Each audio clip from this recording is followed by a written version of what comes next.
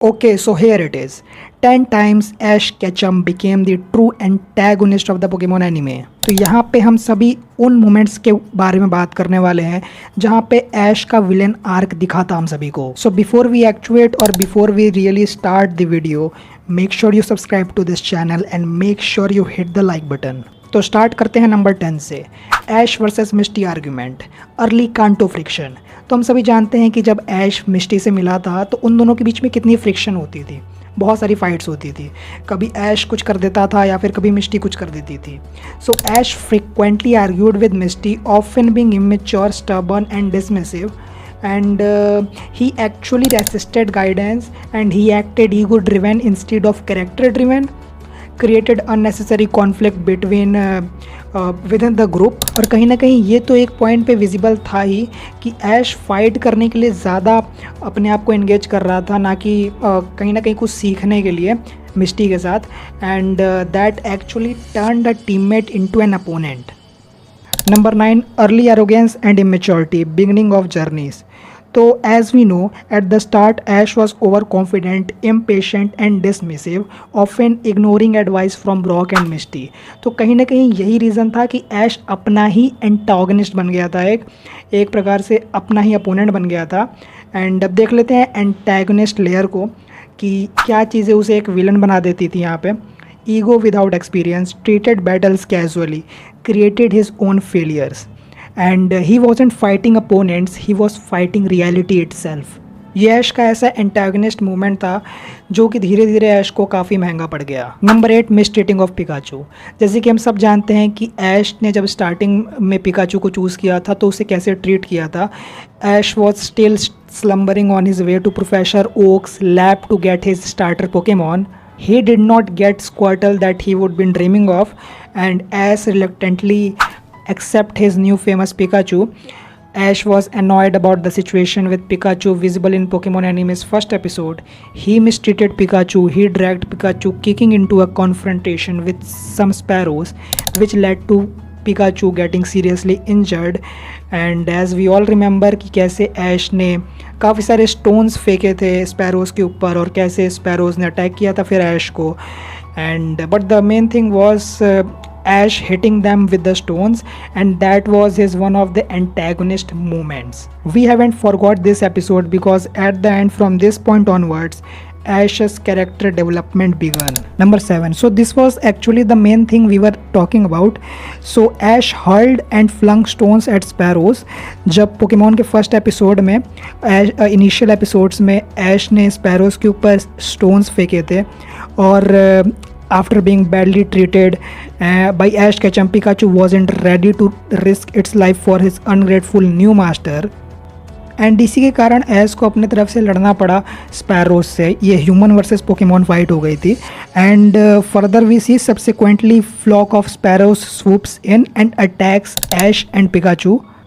इस एपिसोड में ऐश का बिहेवियर काफ़ी ज़्यादा क्रिटिसाइज़ किया गया था.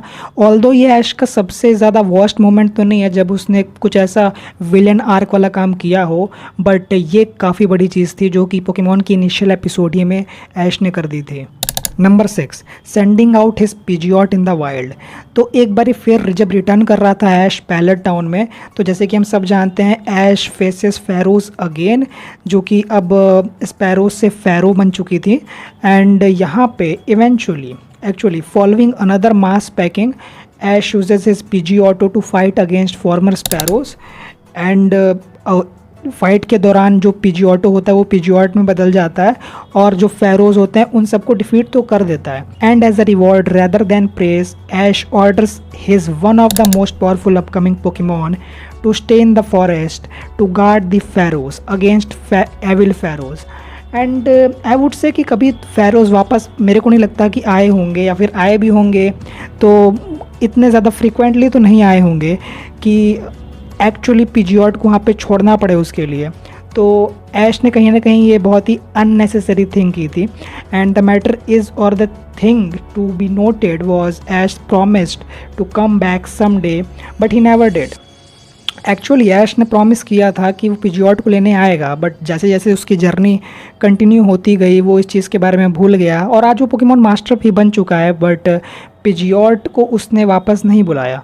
and Pidgeot ever since then remained in the forest of Viridian forest, and for more than 2 decades he was still there, and due to this ये actually में एक विलन मोमेंट बन जाता है ऐश केचम का। Number 5, shoved Bayleef away for doting on him too much.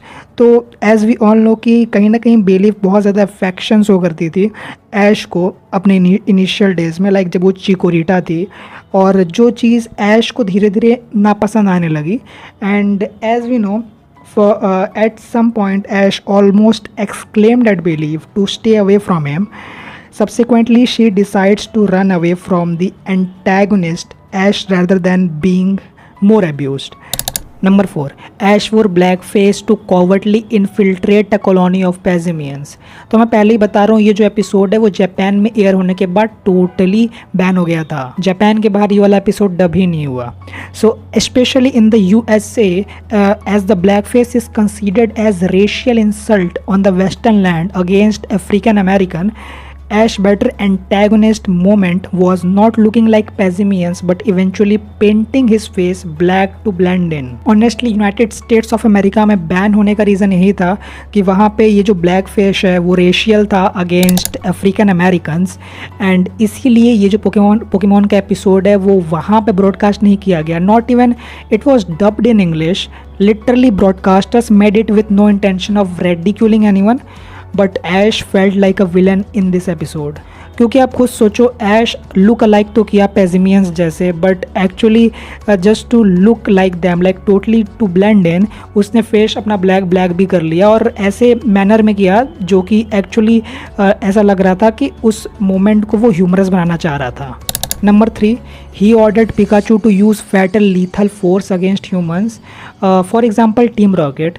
So it is surprising that Team Rocket has survived Ash's repeated assaults.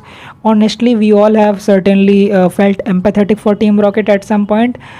Like हमेशा वो लोग यार इलेक्ट्रिक शॉक से ब्लू अप हो जाते हैं ना, उड़ जाते हैं और आते हैं पोकेमॉन पकड़ने का ट्राई करते हैं, बट इलेक्ट्रिक शॉक लग जाता है। कोई नॉर्मल ह्यूमन बीइंग तो वो इलेक्ट्रिक शॉक सह ही नहीं सकता। अभी तक वो उसकी डेथ हो जाती और वो जिंदा ना रहता। So Ash was lucky that Team Rocket were never killed, because if they did, then Pikachu likely being put down and villain Ash would no doubt be facing murder charges. Number 2, he ventured and jeopardized Pikachu and his Pokemons on multiple occasions.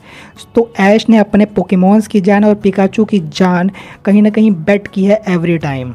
कभी वो Pokemon के initial days में onyx से लड़ने के लिए Pikachu को भेज देता था, जहाँ पे हम सभी लाइक विजिबली देख सकते थे कि पिकाचू कितना छोटा है और ऑनिक्स कितना बड़ा है। अगर इन दोनों के बीच में फ़ाइट हुई तो कहीं ना कहीं पिकाचू सीरियसली इंजर्ड हो सकता है, या फिर कहीं ना कहीं फैटली इंजर्ड हो सकता है, वो टोटली मर सकता है ना। तो यहाँ पे at a instance he also pulled a caterpillar to fight a bird like sparrows. Truly when Ash chose or picked Pikachu against Onix, while in the battle Pikachu was almost killed, and this was Ash's one of the antagonist moments that can't be forgotten. Number 1, Ash traded Butterfree away when he got bored of it. Butterfree was one of the well-known Pokemon in the Indigo League arc. ये जो Pokemon है वो ऐश के द्वारा बहुत ज़्यादा care किया गया, एंड ये जो पोकेमॉन है उसे ऐश ने कहीं ना कहीं पुश भी किया बैटल्स में, but he disregarded it like pieces of paper and traded it with some random trainer. ये एपिसोड जो है हम सभी को याद है, जब ऐश एक जगह पे था जहाँ पे सारे पोकेमॉन्स ट्रेड हो रहे थे, एंड वहाँ पे उसने अपने बटरफ्री को ट्रेड कर दिया था ऐसे randomly, like right. So although the Pokemon comes back to Ash, but this literally showed a side of Ash which was completely or mostly off the script. तो यही थे हम सभी के 10 मोमेंट्स जहाँ पे ऐश ने अपना विलन आर्क शो किया, या फिर ऐश ने कहीं ना कहीं अपना विलन मोमेंट्स शो किया। Do let me know which moment you like the most, और the which episode you like the most. I hope you truly find this list interesting. मिलते हैं एक नई अमेजिंग वीडियो के साथ। टिल देन सी या।